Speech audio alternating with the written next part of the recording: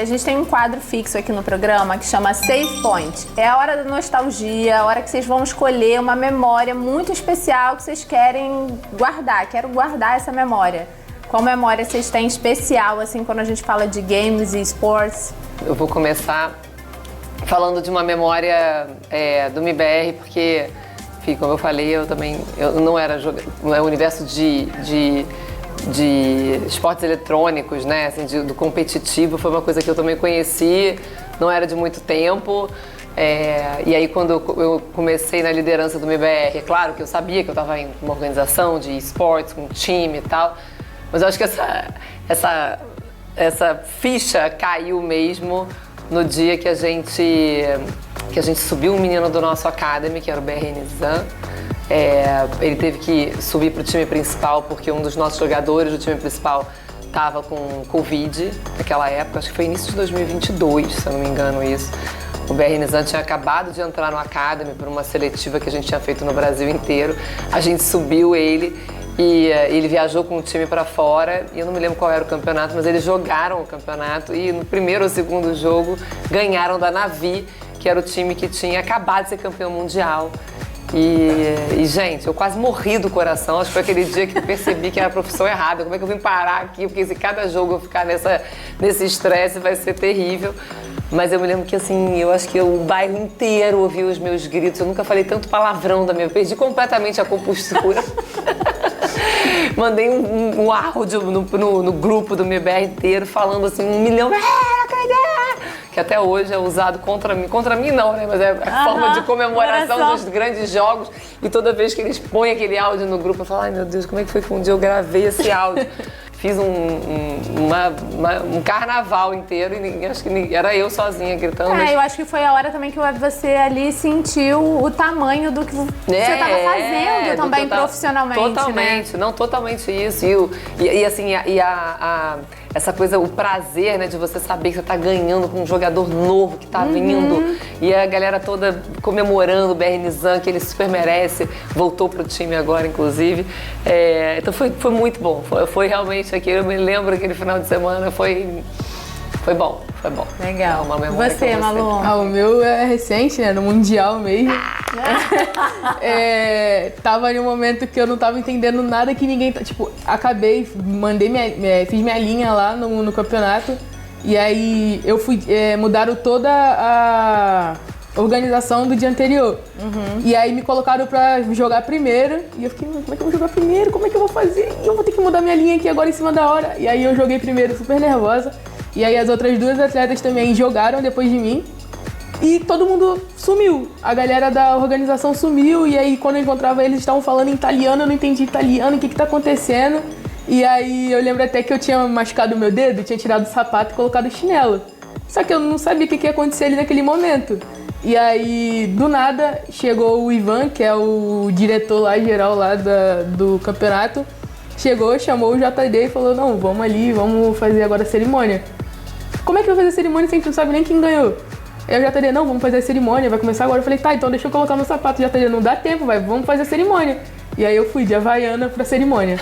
Aí cheguei na cerimônia, eu falei, os caras organizaram assim, eu fiquei no meio, eu falei, na minha cabeça eu falei, não, eu fiquei em segundo lugar, né? Tô no meio aqui, a outra atleta tava na minha frente, eu falei, ela deve ter vai ser a primeira, eu sou a segunda e a outra é a terceira.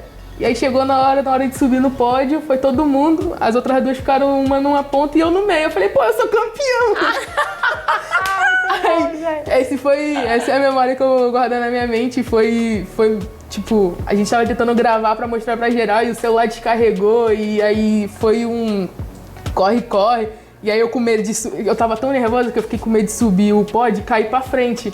Então eu tive que dar a volta, subir de terceiro lugar pra subir no de primeiro. E aí eu fiquei lá, caraca, eu ganhei. Aí foi naquele momento que a minha ficha caiu, que eu ganhei de Havaiana na Itália. Que massa. Olha aí, Havaiana, se estiver nos ouvindo. Exatamente. Vale a pena um patrocínio. Muito legal. Roberta, como é que, assim, você chegou no MIBR a partir da experiência na Game XP e foi pioneira na iniciativa do IBR. Por que você teve essa ideia? Da onde surgiu? Fala um pouquinho sobre o IBR pra gente. Então, na Game XP, quando quando a pandemia entrou e mudou os planos de todo mundo, né? Assim, a gente sabia que precisava fazer conteúdos digitais, porque era um projeto que tinha sido pensado para ser um projeto ao vivo. E entre os conteúdos digitais, uma das coisas que a gente sentia muita falta, porque a Games XP também foi palco do início de vários campeonatos femininos, então Rainbow Six feminino foi a primeira vez, foi na Games XP, a gente deu muito palco para campeonatos femininos. Mas a gente sentia falta de ter uma liga, né? No CS, que é hoje ainda né? Para mim é um dos jogos mais competitivos, tem mais número de campeonatos, que tem um calendário mais robusto do mundo. A gente não via as meninas jogando, né? Então a gente resolveu criar a Girls League. Na época foi a primeira liga feminina de Counter-Strike no Brasil, foi criada pela Games XP. Foi uma liga de 9 meses, onde a gente convidou 5 times que eram, além de ter a maior premiação já paga no cenário brasileiro, foi paga pela Girls League. Os 5 times recebiam uma ajuda mensal de custo para poder pagar os salários das jogadoras. Então, a gente, na época, o MIBR, né, quem diria, não fazia a menor ideia que um dia eu ia acabar liderando o MIBR, mas o MIBR criou um time feminino para jogar a Girls League, a Fúria criou um time feminino para jogar a Girls League, a gente convidou times também argentinos, enfim. Mas eu me lembro bem que o MIBR e Fúria, que já era uma rivalidade grande no masculino, quando criaram os 2 times femininos, foi assim, que máximo.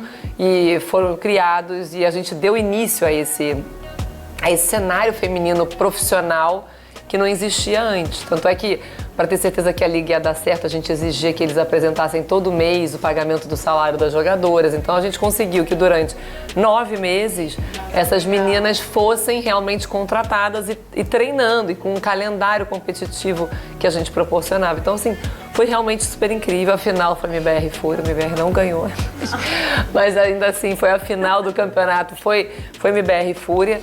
E depois os 2 times mantiveram as lines femininas que existem até hoje, né? A gente agora, o MIBR acabou de mudar algumas jogadoras para realmente poder estar jogando no campeonato e com um nível de campeonato internacional.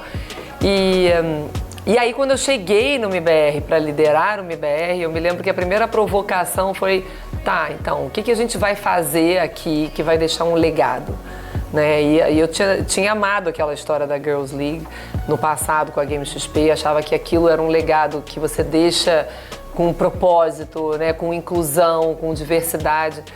Então eu falei, como é que a gente vai falar sobre feminino? Né? O MIBR já tem um time feminino, mas como é que a gente fala com feminino para não ser mais uma campanha que tem início, meio e fim? Como é que a gente faz algo que vai mudar as estruturas mesmo? E aquilo que a gente estava falando aqui da mãe que acredita, né? Como é que a gente chega ali, na raiz do problema e começa a incentivar a sociedade a mudar essa crença de que game é coisa de menino?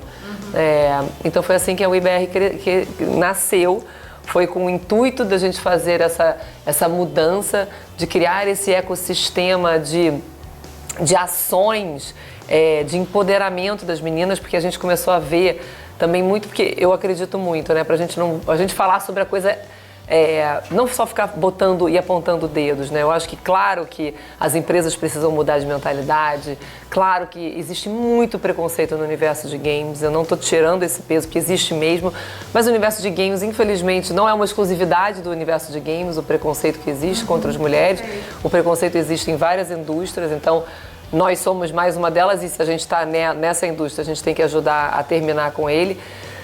Mas eu acredito muito que as meninas precisam se empoderar, precisam encontrar essa coragem de entender que o game é também feito para elas, que está de braços abertos para recebê-las, para que elas tenham, para se sentirem mais pertencentes a esse universo. Então as ações da WeBR passam muito por isso, né? A gente começa com um banco de currículos, onde a menina que quer trabalhar com game, não é porque ela quer ser jogadora, mas ela quer trabalhar com game, né? Eu fiz aqui já minha declaração de que eu não sou jogadora, mas eu sou economista, pós-graduada em Direito Societário, imagina, e hoje trabalho com game. Eu acho que é sobre fomentar todo o ecossistema, né? A gente tem uma ideia de que vai trabalhar com games, vai ser caster ou vai ser pro player. Exatamente. E não, é uma indústria como qualquer outra. Então vai precisar de administrador, de psicólogo, advogado, contador, financeiro. Exatamente. Né? O marketing, criador de conteúdo, enfim, comercial. a área de atendimento. Então, assim, é exato, como você disse, é uma indústria como outra qualquer. As organizações de esportes, elas são empresas, efetivamente. A gente paga imposto, faz tudo direitinho. E tem oportunidade para todo mundo. Então, eu acho super...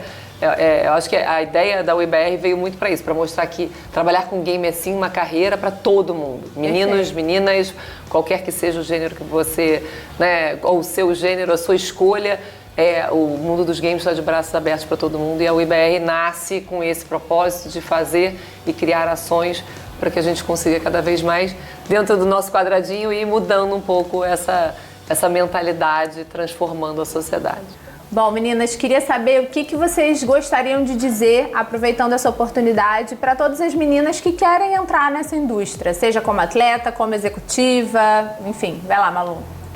Eu gostaria de dizer que, o game é o lugar de todo mundo, então se você quer ser, sei lá, um jogador ou uma jogadora de destaque, você pode vir, que é super bem-vindo no cenário de games.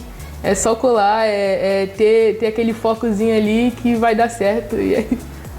Perfeito. E aí, Beto? Eu acho que assim, eu tô com a Malu, mas falando num outro contexto, o mundo dos games está de braços abertos para receber, como eu falei, para receber todo mundo.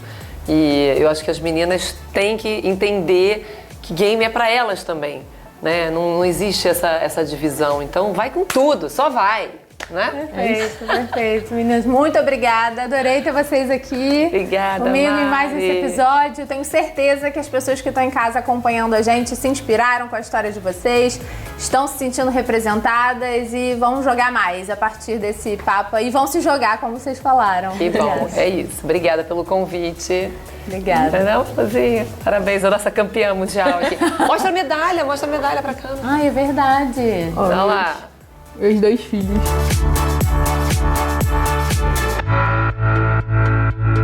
Se tem uma coisa que esse episódio mostrou, é que games sempre foram e sempre serão para todas as pessoas. Mas ainda há um caminho a percorrer para garantir que todas as mulheres que querem jogar, competir ou trabalhar na indústria tenham espaço, reconhecimento e respeito. Porque no fim das contas, não existe jogo sem mulher e não existe futuro nos games sem inclusão. Você já parou para pensar o que pode fazer para tornar esse universo ainda mais acessível e diverso? Me conta nas redes sociais e até o próximo episódio de Esse Jogo Não Tem Pause.